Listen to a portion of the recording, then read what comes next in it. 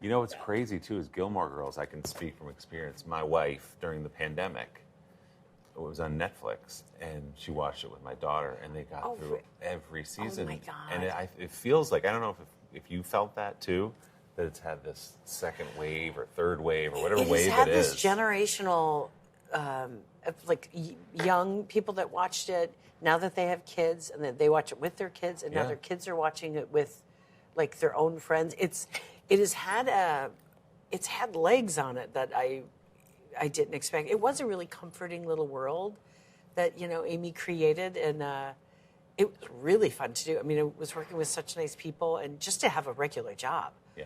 I mean, no one was more shocked than me, or maybe my parents. So it was kind of amazing. But I talked to a lot of parents that watch it with their kids. And I remember even when it was on, which always meant a lot to me, that I had I wasn't a parent at the time, but now hearing that they were like, we're in a stage where we're not really connecting, and it's hard to communicate with my son or my daughter. And they were like, it's the one time of week that we can kind of sit down and we're cohesive. Yeah.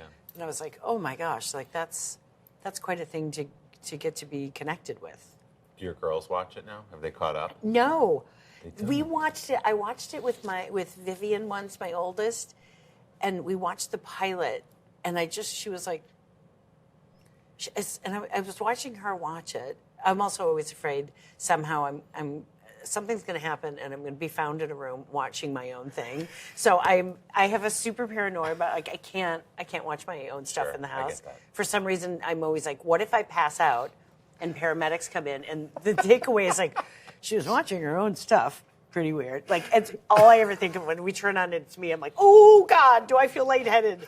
Like, I don't want to pass out in a room where my stuff's playing. I know I shouldn't talk about that. It makes me so nuts. When Bridesmaids comes on, you quickly get off of it, just in case I run out of the room. There's a medical emergency.